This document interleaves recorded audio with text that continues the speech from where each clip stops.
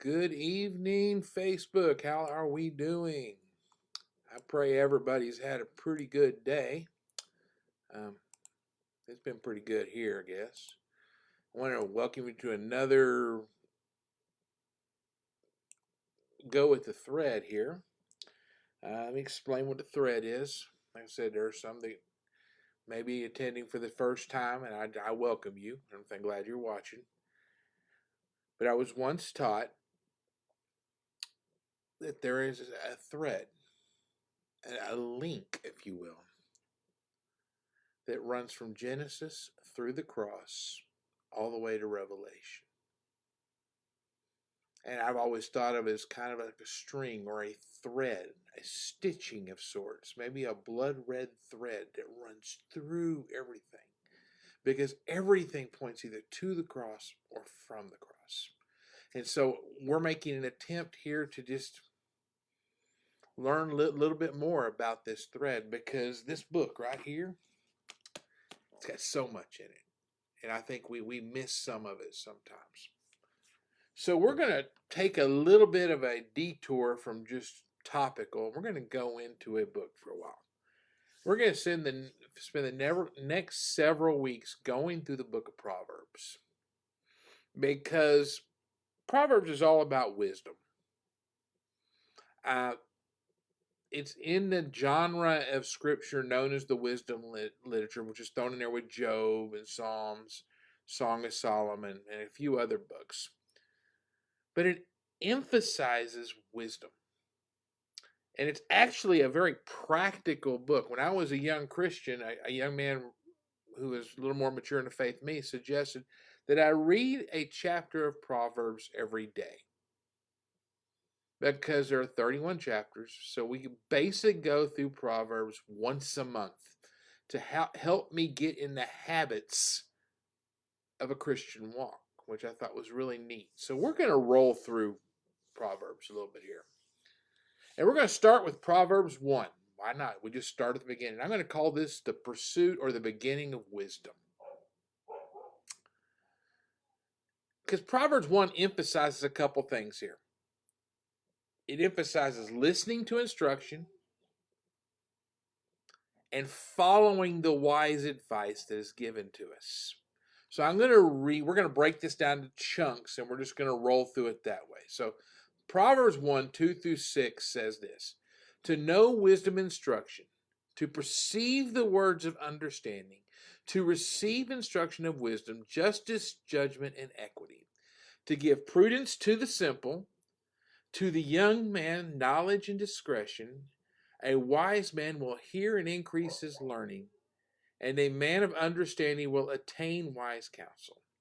To understand a proverb is an enigma of the words of the wise and their riddles. I thought it was kind of neat.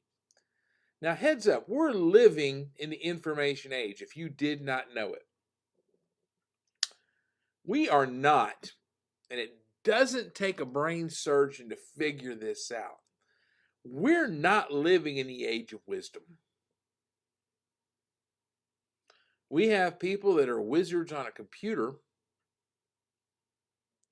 but they can't seem to make a success out of their life. They're amateurs at that. Because in the real world, in the real world, this just doesn't happen, right?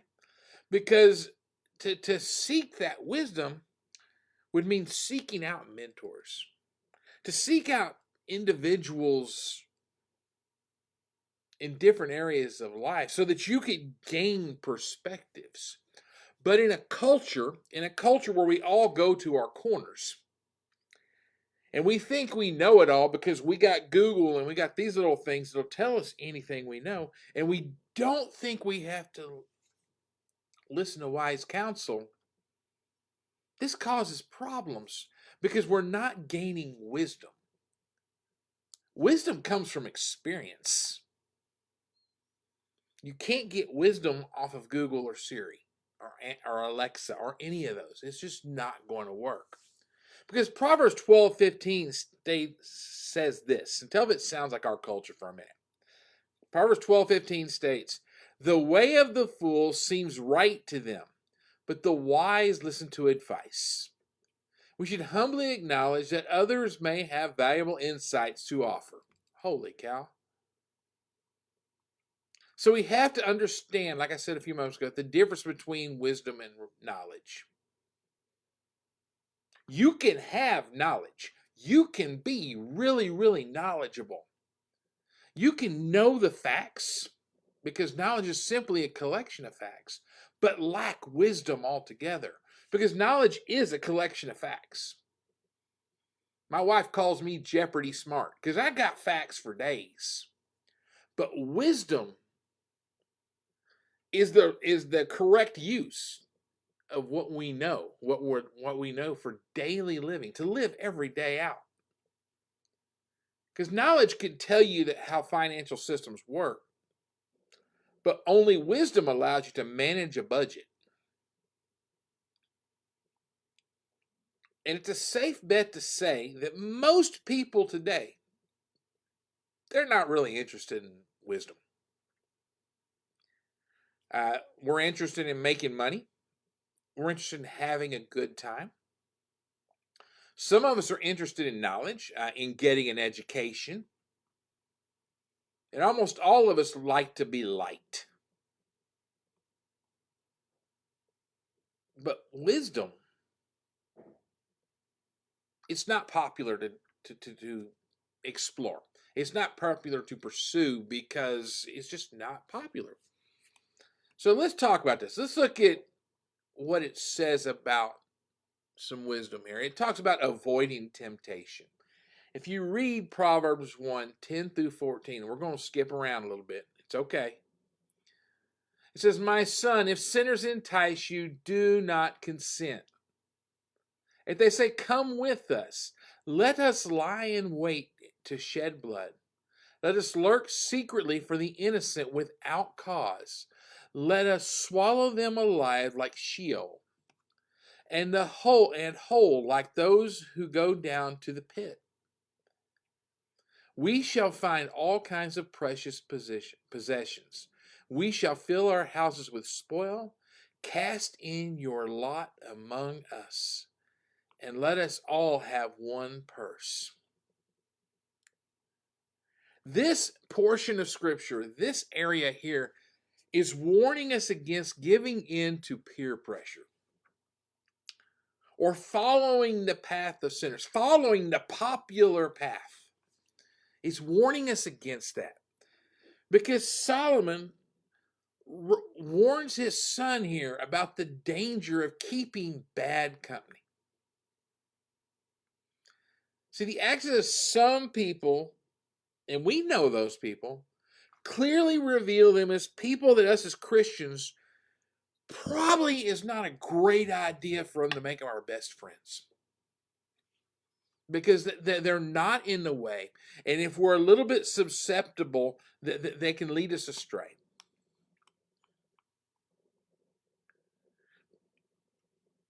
The young have to learn to resist the enticements of these men.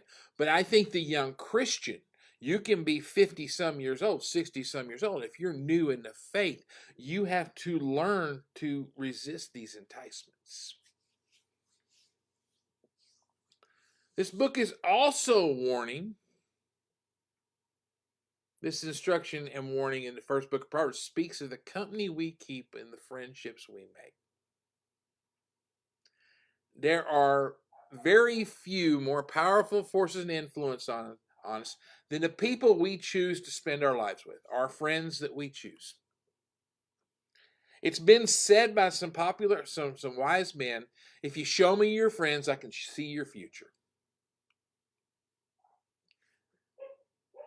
This speaks of a great need for God's people to be more careful and wise in their choices of friends, who they keep company with. Now, that does not mean shun them, because we're called to reach those people that don't know Christ. But there's a difference between loving on them and caring for them and making our bed with them, per se. And it says, do not consent. This is a saying or something I heard out of a book. It says, "They can do thee no harm unless thou will join in with them. Not even the devil himself can lead a man into sin until he consents. Were it so, how could God judge the world?"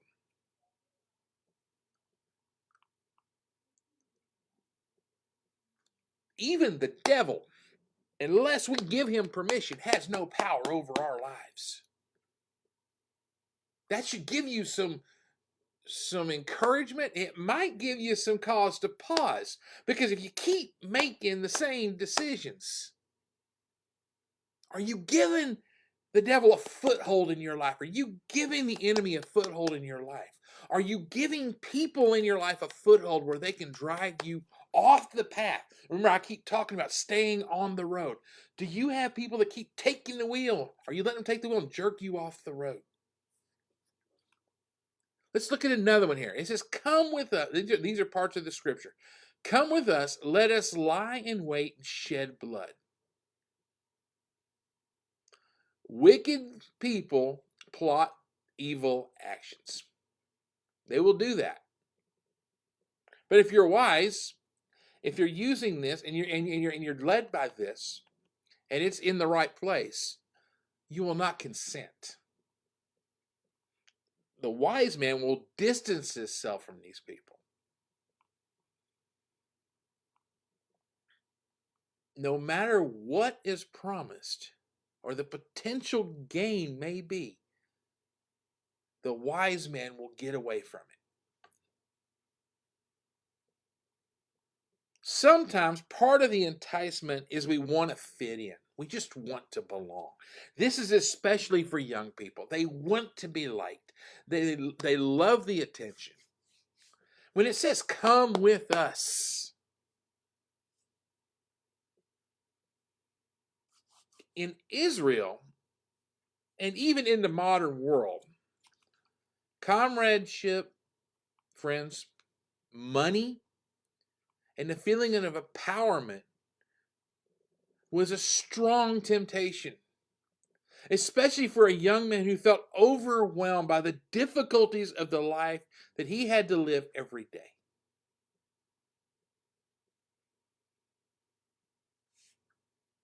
Sometimes,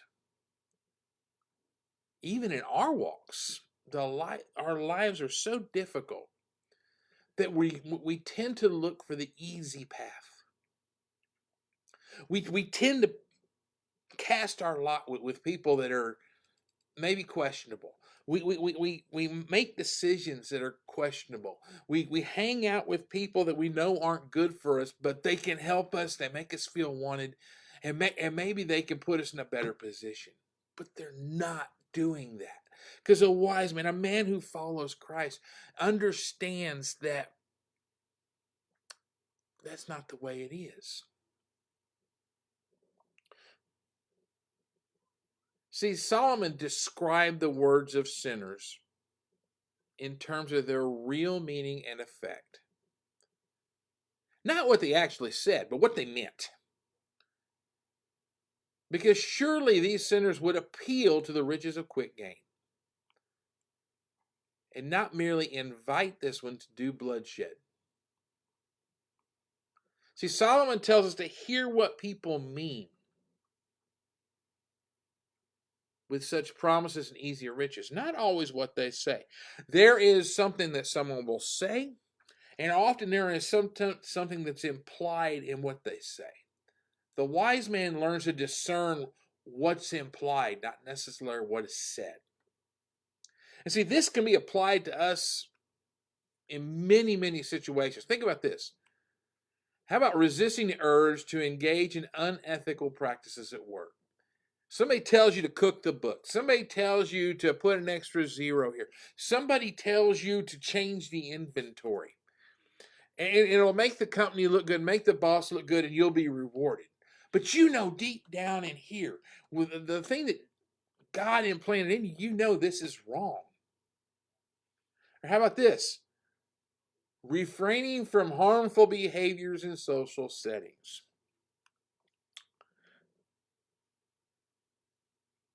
Go to those parties and you can't resist that drink.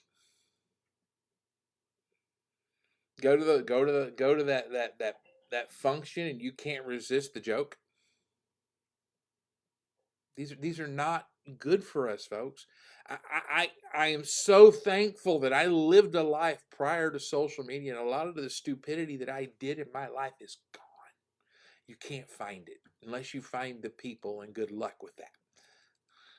See, because Proverbs 1:10 cautions us a little bit. It says, son, if sinful men entice you, do not give in to them.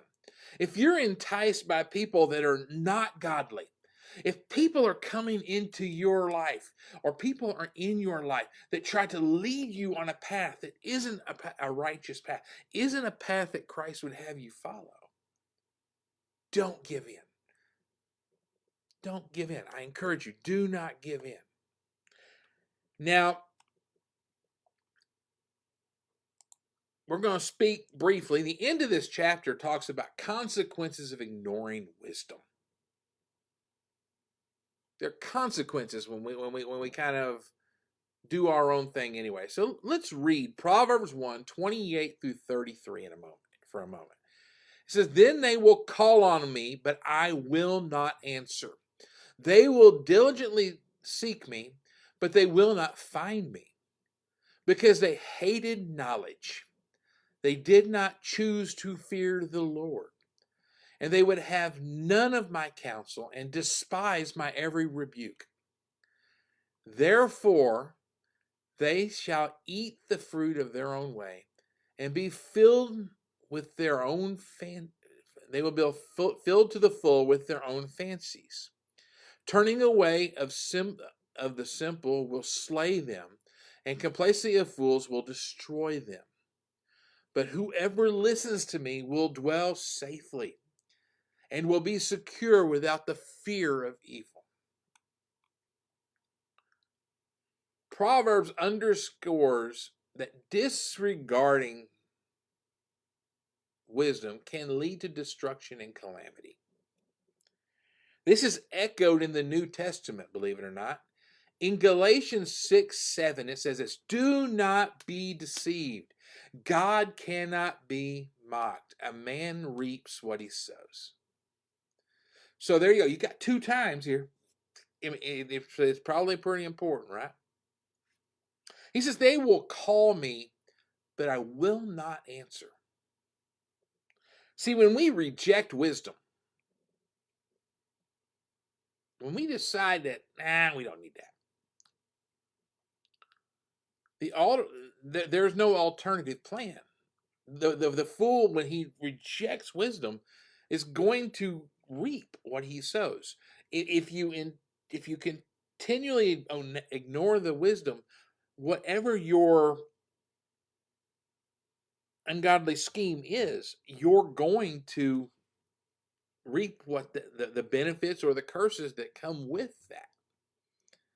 Likewise, if we're following the wisdom, we reap what we put into it. So it's pretty cool. It says, in time of crisis, a fool expects to beg and receive instant wisdom. All of a sudden, I want to know. But he says, they'll seek me diligently, but they will not find me. So when you're looking for that, all of a sudden you've blown it, and all of a sudden I need wisdom for the moment, and you don't have it, it's because you have chosen to walk away from the wisdom that was given to you, to the counsel that was given to you. And then when it's time, when you really need it, all of a sudden you won't have it, and it's not there for you to get. You have to take the consequences of that action. There are people sitting in jail today that probably aren't bad people, but they didn't listen to that wise Christian grandma. They didn't listen to that mentor, and they made poor choices, and they were forced to live out what they did. There are people in hell today because they did not look at the wisdom that was fed into them. And they turn from a true loving God, and they are reaping the consequences of that action. Because they did not choose to fear the Lord. And my friends, the fear of the Lord is the beginning of wisdom and knowledge. This is placed in 5 different places I found. Proverbs 1:7 says it. Job 28:28 says it. Psalm 111:10 says it. Proverbs 9:10 says it. And Ecclesiastes, the most depressing book in the Bible, chapter 12, verse 13, all talk about the beginning of wisdom is fear of the Lord. To reject this respect of God, to fail to fear God. Now, fear God is not, oh my God, fear. It's a reverent fear. But to fail to heed the wisdom that's offered to us, when you reject that wisdom, because failure to fear God is to reject the wisdom that he offers. And so therefore we end up eating the fruit of our own way, the things we have done. And there's no way to avoid the consequence of rejecting wisdom. There's not. I mean, I know a lady a while back. She was at a church I went to, and she had done some things. She had embezzled some money from the company she went to. She had done some very unwise things. Church forgave her. It wasn't she didn't do it to the church. We still loved her. Christ forgave her when she repented, but there was still a consequence. She went to jail. There was still a consequence. Because the end result of this love of foolishness and scorn will be death and destruction. Because death, it says in Scripture, they will slay them, and destruction, they will destroy them. My advice to you guys is to turn away. There are 11 other occurrences of turning away that are all in Hosea and Jeremiah, always referencing Israel and their apostasy, their faithlessness, and their backsliding. For us to understand that our choices have consequences should motivate us as Christians to make our decisions with care and prudence, to make sure that these are what God intends for us. Because we want to please God, to avoid those consequences. We need to make sure that we make those, we prayerfully make decisions. So this chapter also encourages to seek knowledge and understanding. If we go back to Proverbs 1:7, it says this: the fear of the Lord is the beginning of knowledge, but fools despise wisdom and instruction. In our modern world, this translates to pursuing education. It means asking questions, and it means remaining open to learning from different perspectives. How much is that sorely missing in our world?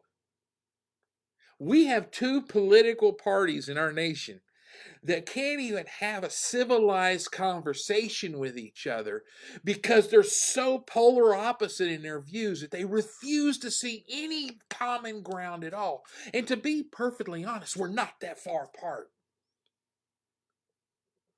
because we refuse to look at the different perspective. How many denominations are there? It's because we refuse to look at things from different perspectives. It doesn't matter if you're Baptist or if you're Christian or if you're Pentecostal or if you're non-denominational, because we all worship the same Jesus. We should learn from each other, because there are things that they do that they're not bad just because our church doesn't do them. Just because we don't understand why they do it. Maybe we should, instead of casting judgment on them, take a little time to learn from them. Maybe, just maybe, we'll learn something. As a recovering Nazarene, first time I went to a Pentecostal church, it was a little bit wild. But as I went a few more times, I began to ask questions and understand.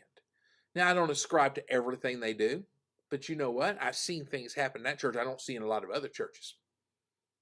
So, and I've seen God move in that church the way I haven't seen him in a lot of other churches.